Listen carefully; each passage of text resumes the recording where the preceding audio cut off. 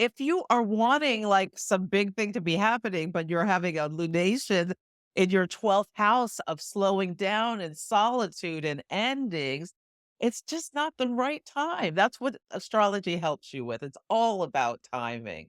As much as you can honor and that things happen for a reason when they happen for a reason. Astrology, the moon cycles, all of this helps you understand the ebb and flow. There's times of reaping and sowing, and there's times of releasing and letting go.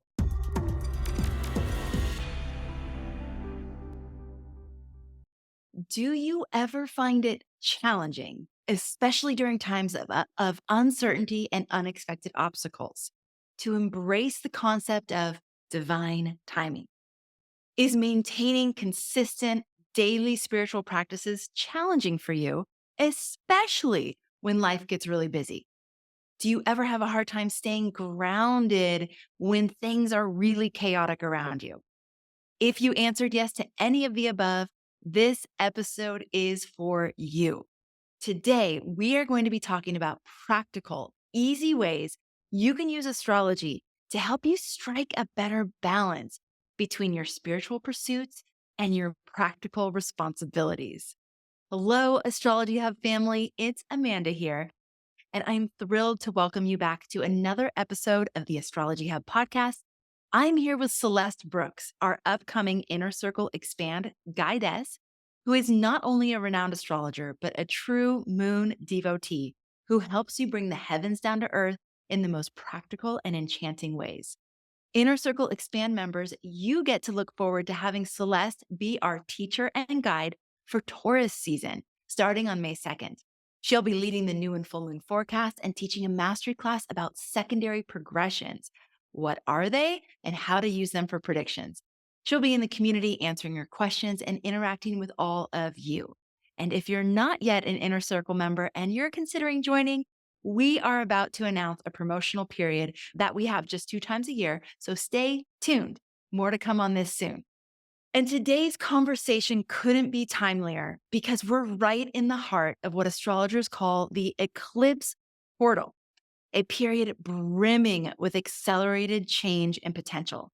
This particular Libra Aries eclipse portal is an invitation for you to release outdated patterns, especially in your relationships, and embrace your personal power and your sacred yes in a way that you have never done before. So, we've created something super special to help you harness the energy of this particular eclipse portal. It's called Your Eclipse Pathway to Purpose. It's completely free and designed to give you an experience of the systematic transformation that's available to you when you work with the astrological energies with awareness, intention, and focused action. This 2-week guided journey includes 2 live expert astrologer panel events featuring some of your favorite astrologers like Christopher Renstrom, Rick Levine, Andrea Michelle Kennedy, Celeste Brooks, practices to help you release outdated ideas of yourself, especially in relationship, guided community ceremonies at the time of each eclipse, and practices you can do on your own to release outdated versions of yourself and become more you by the end of the eclipse portal. Participate in any of the activities that call to you and leave the rest. But make sure you register so you can pick and choose and have access to it all if you want it. Just go to astrologyhub.com/eclipse 2024. We'll drop that link in the show notes as well. Now, join me in welcoming Celeste to the show. Celeste, it is an honor to have you here. And I'm just so grateful that you're here and you said yes, and that you're going to be part of our inner circle. So thank you. Thank you so much, Amanda, for having me. I'm so excited to be part of the inner circle. Amazing. All right. So it's your Astrology Hub podcast debut. We want to start with your story. How did you get into astrology and what brought you here to this moment as a teacher, as a guide, as an astrologer? Thank you. Yeah, my story is a little different than many. I spent over 25 years in corporate sales, marketing, and business development for Fortune 500 companies. So I was very, very focused on manifesting in the material world. And to the day when my progressed son went into Cancer, ready to grow something new and end things, it was in the 12th house of endings. I started studying astrology, and it felt like it was on a whim. I was invited to take a course at one of my favorite spas, Rancho La Puerta. Yeah, a week-long course, and astrology blew the lid off my mind. It was like as soon as I started studying, I could not get enough. It Wow. changed my life so much in so many beautiful ways, and it's so interesting. I'm a Taurus. And so as soon as Uranus went into Taurus, I was like, in my mind, I knew I needed something different from my life, that I wanted something more meaningful, that corporate material grind was not serving me anymore. And so as Uranus came to my son when I quit my corporate job, jumped off a cliff, and in order to start this new journey, I was like the fool from the tarot.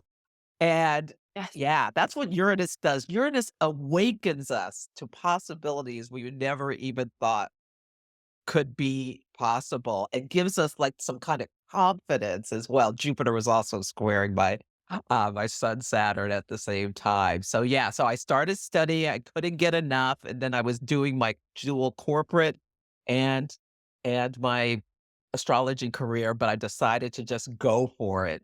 Yeah, back in Oh my God. 2021. Celeste, how did your family and friends respond to this?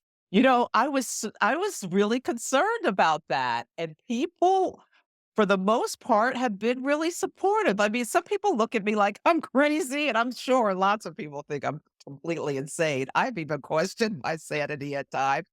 Uh, but I was shocked, like, no one outwardly that I cared about rejected me. Even family Uh, members, like my father looks very confused about the whole thing. My mother's passed on. But he's got early stage dementia, and he's like, "You're what? Huh?" Yeah. So, but yeah, the rest of my family has still been love, and, like, I found out some family members were undercover astrologers, and I'm giving readings. One of the things I did was when there was this a Taurus eclipse, a group of girlfriends from high school who had a lot of us hadn't seen each other in 30 years, we went and had a big event together. And I was concerned. I was really concerned that some people would reject me. Not one. They all wanted readings. they all wanted readings. I love that so Ah, much. Celeste, and I just want to say this to everyone listening. What you did was you jumped, and you went towards a passion, you went towards something that was really calling to you. And despite our biggest fears about all the consequences of that, like, oh no, everything's gonna fall apart, everybody's gonna hate me, everyone's gonna reject me. It doesn't turn out that way. You might have your token people, but the people that you normally care about, what you're doing is you're inspiring them to do the same thing in their own life. thank you so much. Yeah, and a bunch of my coworkers, said to me, they were just in awe, and they were like, so you said, "I'm jealous. I wish I could, Mhm. just have that courage to take the leap to go for what I want." Yeah, so I really feel I'm here to inspire people. I have an Aries moon. It's in my 10th public 10th house Mm. to take potential risks despite I'm a Sun, Saturn, and Taurus. Ooh. Like, so it's a big deal having Uranus come to that because Taurus likes steady, security. Yeah. But yeah, that's the moon, like bringing the subconscious up to just go for your soul's desires. Okay. So, do you think that your astrological timing is what kind of pushed you over the edge? And or was it a simultaneous, like, here's the timing and here's you meeting the timing with awareness? Like, how did that process happen? Yes. So I had a goal that I was going to wait till the end of 2021 to make the leap. But there was a new moon on my natal moon, and just internally, it told me, it unlocked something into saying that the only reason you are staying in this job is because of fear. Do you want to live a life full of fear, which I've done because I have Saturn on my sun? Saturn rules fear. Um, or are you gonna rise up into your Cancer rising and and make something fertile and grow? Yeah, that's what came up. And looking at my chart, seeing that this is the beauty of astrology. It gives you confirmation that what's going on inside is the right timing of the material world. And Anne Ortley is one of my mentors, and she recommended for me to wait until 2022, but I just my soul just said, "No, it's time to go." And so I just broke free and made the change. I And love I've that because yeah, because basically the astrology gave you the confidence that you needed to make the move at that moment. It's like Mhm. it came in and it was like, all right, everything's feeling aligned. The astrology's also confirming this, what I'm feeling inside, and you just went for it. That's so cool. And that's what we talk about, like the awareness. It's not dictating what you do, it's more confirming and giving you that confidence and giving you that little push, right? Exactly. Yes, astrology is there. You can use it or not use it, but it's this incredible tool to yeah, to confirm that what's going on inside is what is available for you. Mm. Okay. So let's talk about this. There's a lot of people that are feeling that call inside of them, wanting a life of more purpose, of more meaning, of more passion. They want to feel more alive in their day-to-day reality. And then you have day-to-day reality. And you're not a stranger to this, right? You were in a corporate job. You had responsibilities. You had a certain income that you were dependent on. Whatever, you had this perception of yourself, right? Mhm. So, how do we utilize astrology as something that can actually create clarity for us and focus and intentional action or movement in the direction of what we're wanting to create in our lives? How do you use it, and how do you encourage other people to use it in that way? Well, I think the moon cycles are one of the most powerful ways in order to manifest what you want in your life because the moon changes signs every 2.5 days. It goes through the zodiac, whole zodiac every month, giving us an opportunity to emotionally connect with each part of life.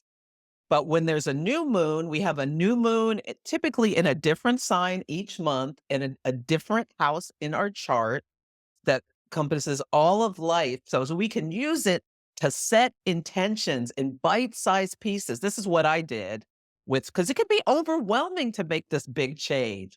But I use the moon cycle. So, okay, this new moon is in this sign, in this house, and these are the things associated with it. I'm going to set these three intentions. Two are short range that I can do in this moon lunation cycle, and one is a long range goal I'm just building towards. And breaking things up into bite-sized pieces, I think is really powerful in order to make things come to life. And I talk a lot about the moon phase families, which are 27-month cycles.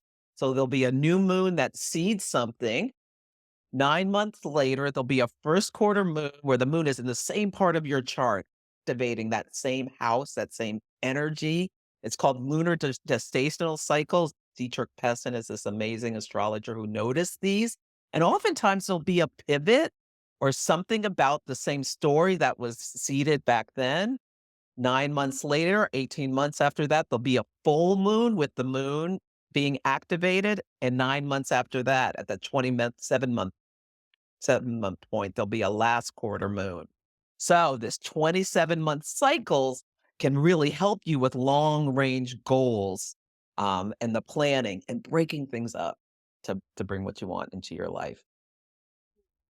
And what role does journaling or actually writing these things down play for you? I recommend I use my iPad because I can't read my own handwriting. My mother was so disappointed. She was a school teacher with this beautiful penmanship. I am left-handed and scribble scrabble, so I use my iPad. And every new moon, I use the notes. I say new moon, what degree and what sign it's in. And every day I pull a card. I love oracle and tarot cards. And I journal a little bit about what happened towards during the day, who I spoke to, what rose up in me emotionally, what happened.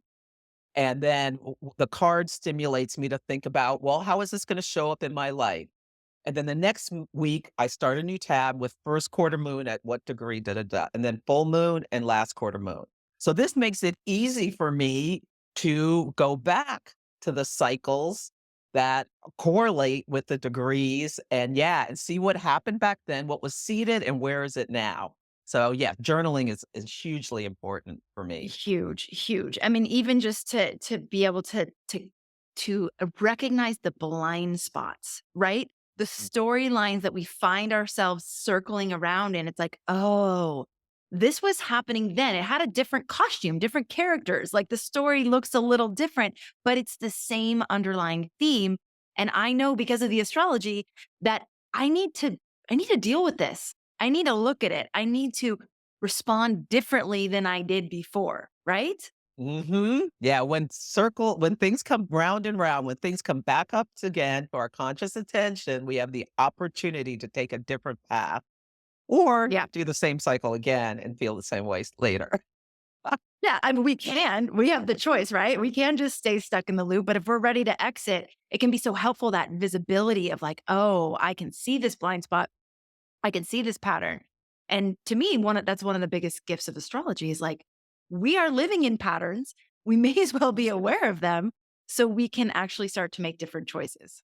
Yeah. Yes. So many people want to be able to trust divine timing. But then we like also have our will, right? It's like, well, that's not happening fast enough and I should be here. Or why aren't I at this point in my life? How do you see working with the lunar cycle as something that helps you sort of like relax into divine timing on another level? Yes. So, yeah, if you are wanting like some big thing to be happening, but you're having a lunation in your 12th house of slowing down and solitude and endings, it's just not the right time. That's what astrology helps you with. It's all about timing. So, as much as you can honor and that things happen for a reason when they happen for a reason using these cycles, that's what it helps you with. Fighting against the tides is just a way to exhaust yourself.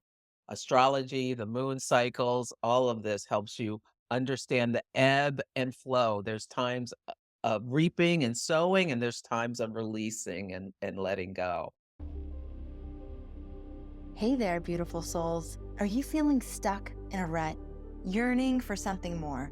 Well, guess what? The universe is aligning in a big way.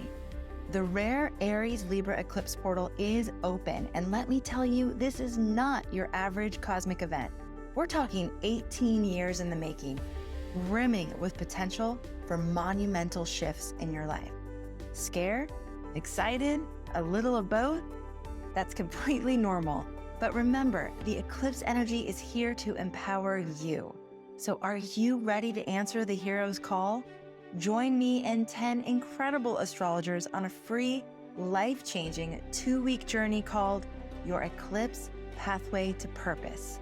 We have 2 expert astrologer panels designed to help you both tune into the energy of this particular eclipse portal, plus learn techniques for decoding eclipses in your chart.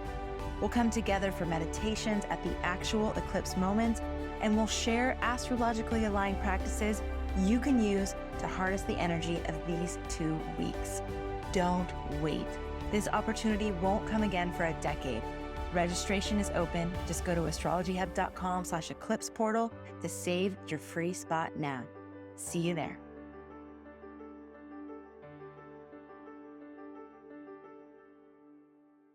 Okay, question for you. we've been talking a lot in the inner circle about setting intentions at the new moon, right? Mhm. And then working with the different phases of the moon to illuminate aspects of that intention, to release the things that are holding us back from that intention, etc. Do you have any guidelines that you use when you're setting your intentions? Like, is there any specific way that you actually craft them or write them? Well, so I still use my corporate common learnings, SMART goals, specific, measurable, actionable, realistic, and time bound. That's that's the most one of the most effective ways to use when setting your goals. I love it, Celeste. It's also showing the like breadcrumb of how you don't always know why you're learning certain things along your path. And then you get to a point where it's like, oh, that little corporate thing that we used to do, that's going to come in handy here with my astrology. You never would have thought that when you were learning it, but now here you are using it. And that's amazing. Can you say it again? Smart. SMART, There. specific, measurable, actionable, realistic, and time bound. Can you give us an example? Like just use an example of Mhm. an intention that is a smartly worded intention. I am going to walk 10,000 steps every day for the next month in order to improve my cardiovascular health. Very specific, Mm, measurable, the 10,000 steps. Actionable, you can do it. Realistic, it's realistic. I mean, it's recommended. And it's time bound, the month. Yeah. That this is this lunation cycle. I'm going to use this to do that. Now, as you get going, as the light of the moon grows, you may find that, oh my goodness, all the things I have to do during my day, you're realizing some days it's 6,000, some days it's 8,000, some days it's whatever. So at the first quarter moon, which is a crisis of action, where we realize what we've been doing, and you may find, oh my God, I love this. I'm going to do 12,000 steps, or it's just not possible. So we just make adjustments and then maybe we say, "Okay, we're gonna do 8,000 steps because my hip hurts when I get to more than that," or something like mm, that. So mm, that's how you one of the ways I love the first quarter moon where you can see half the story. It's like a half moon, mm. and we things like when you keep getting something telling you a voice in your head at the first quarter moon, it's important because this is a time of action and decision making. What are the pitfalls that you see when people are setting intentions? Like, what are the things that they do that aren't as helpful for them that you've seen? When they do too many or they're Yeah. too big, like, this Yes. is why they need to be realistic. Right. I'm gonna lose 15 pounds in 2 weeks. That's not realistic. Right. Okay, so Right. or I'm going to I mean, there's a lot of things that just aren't possible for you based on your circumstances, and then people get frustrated and give up, and this is one of the beautiful things about the moon cycles rather than just setting it a yearly, Yes. January, I'm gonna do this, this, and that, because if you don't get it all done in this month, you can start again or adjust it for the next month. How do you see working with the lunar cycle in this way, setting intentions, setting your goals, doing it rhythmically, doing it consistently? How do you see this reducing the experience of chaos, the experience of Mm, overwhelm that people have? I mean, it's like the number one thing people feel overwhelmed, life feels chaotic. How do you see this actually benefiting them? I see. Well, as you okay, so the sun illuminates things, and as it goes through a sign, it's illuminating parts of your chart. So you see things coming up to your conscious awareness. The moon is our subconscious. And so when you work with the moon cycles, you make the subconscious conscious. So you may find one of the things I found when I first started working with the moon cycles, like Pisces moons are hard for me. There are times where I really need to slow down. I'm not as focused. And in corporate life, there would be certain days where I was just like, "Ah." And I realized I do not overschedule myself. So Yeah, just following the daily moons can help you know when, ooh, I'm more irritated with my kids when the moon's in whatever, Scorpio, Leo, whatever. And I just can't focus when it's here. Balsamic moons or this, like it really helps you understand your internal nature that can help reduces overwhelm. Like if you know 100%. it's a Pisces moon, don't overschedule myself, and you don't, you're less overwhelmed. You're not like swimming against the tide all the time. Yeah. Okay.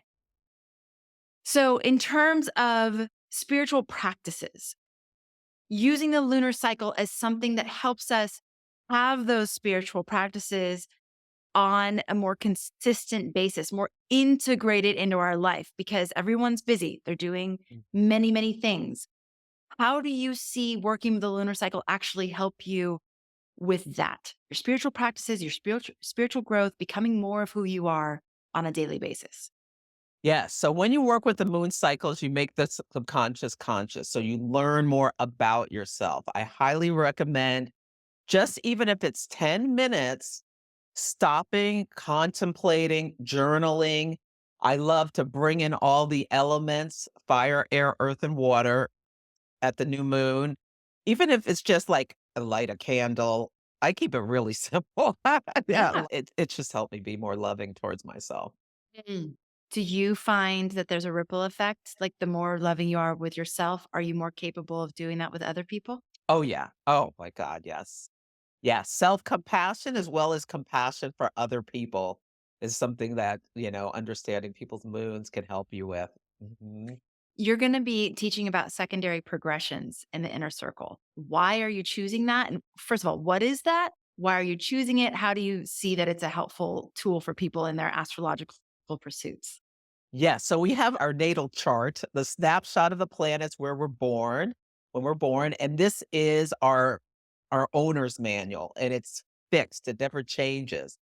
But secondary progressions, they are a theory about how time progresses based on when we were born, and it's, literally like a day for a year, but it speaks about what's going on emotionally inside of us, and emotions lead to actions.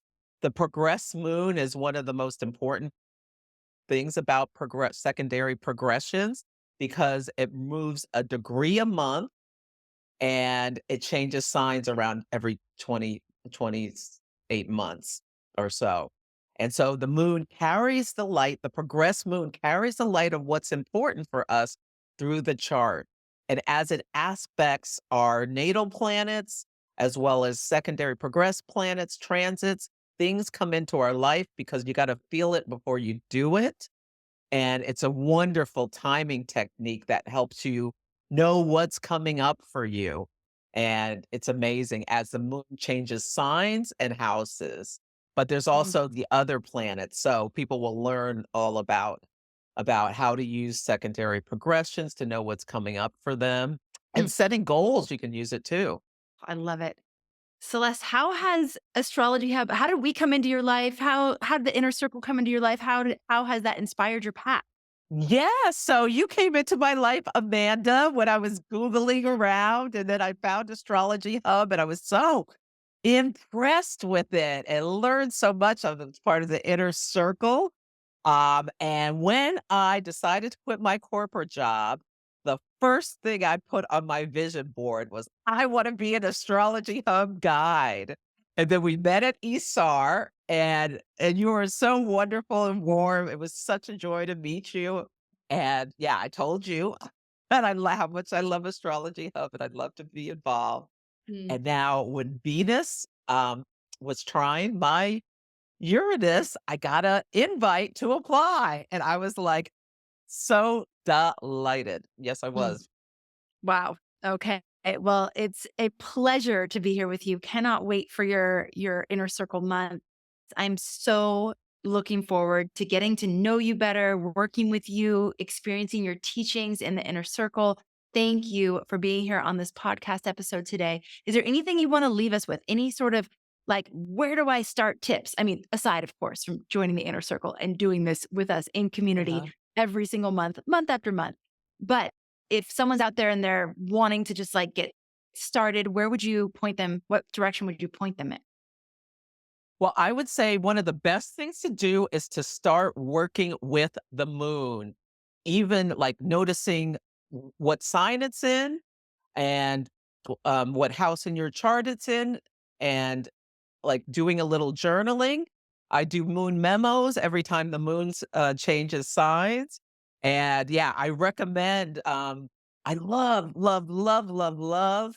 If you want to go deeper, I give simple, so simple. Follow know where the moon is, and there are apps for that, like Yes. Moon Deluxe and all this. I love this honeycomb guide that is a personal almanac, so it has your chart and your transit. I recommend the Wise Skies calendar, where on your phone you'll have all of the transits and it tells you everything about the moon and the moon cycles. And you can go to my website if you want to find it.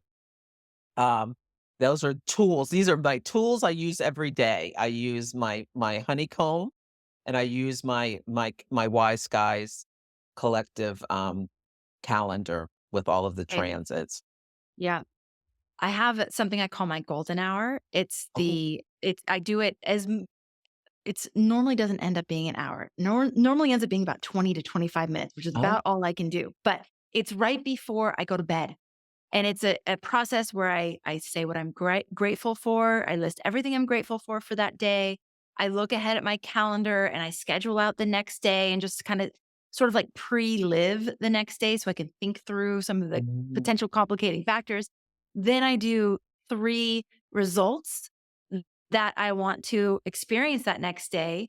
So that I'm not trying to accomplish 500 things, just 3 things that will make I it a love that. successful day, right? And then I do future gratitude, things that aren't literally in my physical reality yet, but that I'm already giving thanks for as if they are, right? But one of the things I do when I'm looking at that next day is look at what sign the moon's going to be in.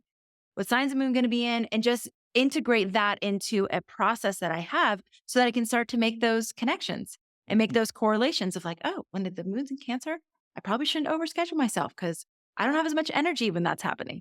Right. What? So yeah, you can integrate these things if you already do something. Like if you are, what is it called? Habit stacking. Oh, You I love can, that. you can do something that you already do, like you brush your teeth already, or you make yourself a cup of coffee already. You do those things and you just add one more element to it so that there's that cue for yourself to Mm. integrate it into your daily life. Yeah. Yes, and then I love a gratitude journal and grateful for future stuff. Yes, I absolutely love that. Simple, powerful, rhythmic, consistent.